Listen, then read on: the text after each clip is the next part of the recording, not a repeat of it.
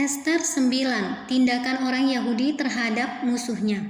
Dalam bulan yang ke-12, yakni bulan Adar, pada hari yang ke-13 ketika titah serta undang-undang raja akan dilaksanakan, pada hari musuh-musuh orang Yahudi berharap mengalahkan orang Yahudi, terjadilah yang sebaliknya.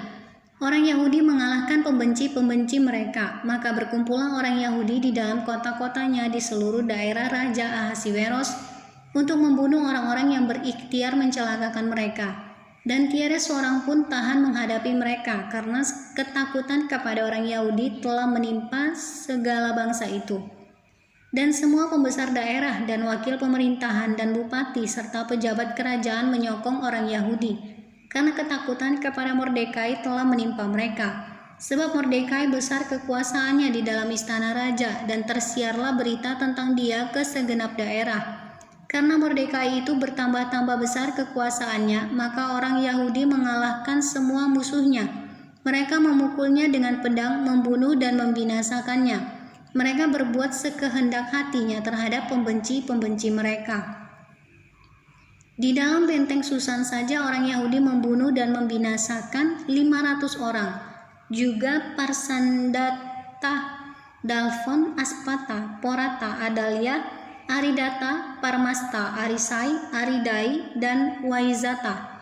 Ke-10 anak laki-laki Haman bin Hamedata, seteru orang Yahudi, dibunuh oleh mereka, tetapi kepada barang rampasan tidaklah mereka mengulurkan tangan. Pada hari itu juga jumlah orang-orang yang terbunuh di dalam benteng Susan disampaikan ke hadapan raja. Lalu titah raja kepada Ester sang ratu, di dalam benteng Susan saja orang Yahudi telah membunuh dan membinasakan 500 orang berserta ke-10 anak Haman. Di daerah-daerah kerajaan yang lain entahlah apa yang diperbuat mereka, dan apakah permintaanmu sekarang niscaya akan dikabulkan, dan apakah keinginanmu lagi niscaya dipenuhi. Lalu jawab Ester, jikalau baik pada pemandangan raja, diizinkanlah kiranya kepada orang Yahudi yang di Susan untuk berbuat besok pun sesuai dengan undang-undang untuk hari ini. Dan ke-10 anak Haman itu hendaklah disulakan pada tiang. Raja pun menitahkan berbuat demikian, maka undang-undang itu dikeluarkan di Susan dan ke-10 anak Haman disulakan orang. Jadi berkumpullah orang Yahudi yang di Susan pada hari yang ke-14 bulan Adar juga, dan dibunuhnyalah di Susan 300 orang. Tetapi kepada barang rampasan tidaklah mereka mengulurkan tangan.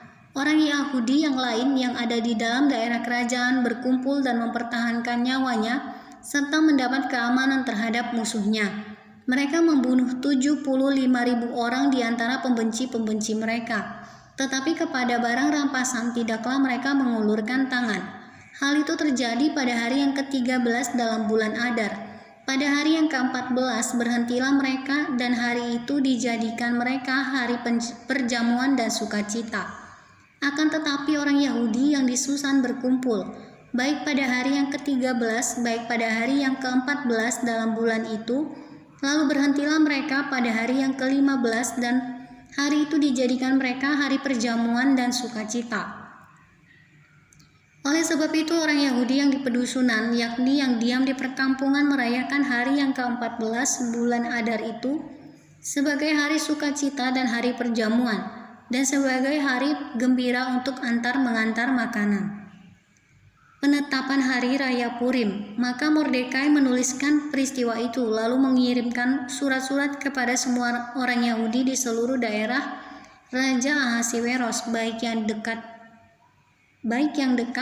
baik yang jauh, untuk mewajibkan mereka supaya tiap-tiap tahun merayakan hari yang ke-14 dan yang ke-15 bulan Adar. Karena pada hari-hari itulah orang Yahudi mendapat keamanan terhadap musuhnya. Dan dalam bulan itulah duka cita mereka berubah menjadi sukacita, dan hari perkabungan menjadi hari gembira. Dan supaya menjadikan hari-hari itu hari perjamuan dan sukacita, dan hari untuk antar-mengantar makanan, dan untuk bersedekah kepada orang-orang miskin. Maka orang Yahudi menerima sebagai ketetapan apa yang sudah dimulai mereka melakukannya, dan apa yang sudah dimulai mereka melakukannya, dan apa yang ditulis Mordekai kepada mereka. Sesungguhnya Haman bin Hamedata orang Agag seteru semua orang Yahudi itu telah merancangkan hendak membinasakan orang Yahudi, dan dia pun telah membuang pur, yakni undi, untuk menghancurkan dan membinasakan mereka. Akan tetapi ketika hal itu disampaikan ke hadapan raja, maka dititahkannyalah dengan surat supaya rancangan jahat yang dibuat Haman terhadap orang Yahudi itu dibalikkan ke atas kepalanya. Maka Haman beserta anak-anaknya disulakan pada tiang. Oleh sebab itulah hari-hari itu disebut Purim menurut kata Pur. Oleh sebab itu jugalah, yakni karena seluruh isi surat itu dan karena apa yang dilihat mereka mengenai hal itu dan apa yang dialami mereka, orang Yahudi menerima sebagai kewajiban dan sebagai ketetapan bagi dirinya sendiri dan keturunannya dan bagi sekalian orang yang akan bergabung dengan mereka, bahwa mereka tidak akan melampaui merayakan kedua hari itu tiap-tiap tahun menurut yang dituliskan tentang itu dan pada waktu yang ditentukan, dan bahwa hari-hari itu akan diperingati dan dirayakan di dalam tiap-tiap angkatan, di dalam tiap-tiap kaum, di tiap-tiap daerah, di tiap-tiap kota. Setiap hari-hari Purim itu tidak akan lenyap dari tengah-tengah orang Yahudi, dan peringatannya tidak akan berakhir dari antara keturunan mereka. Lalu Ester sang ratu, anak Abihail, menulis surat bersama-sama dengan Mordekai orang Yahudi itu. Surat yang kedua tentang hari raya Purim ini dituliskannya dengan segala ketegasan untuk menguatkannya. Lalu dikirimkanlah surat-surat kepada semua orang Yahudi di dalam ke-127 daerah kerajaan Ahasiweros dengan kata-kata salam dan setia, supaya hari-hari Purim itu dirayakan pada waktu yang ditentukan, seperti yang diwajibkan kepada mereka oleh Mordekai orang Yahudi itu dan oleh Ester sang ratu, dan seperti yang diwajibkan mereka kepada dirinya sendiri serta keturunan mereka mengenai hal berpuasa dan meratap-ratap. Demikianlah perintah Ester menetapkan perihal Purim itu, kemudian dituliskan di dalam kitab.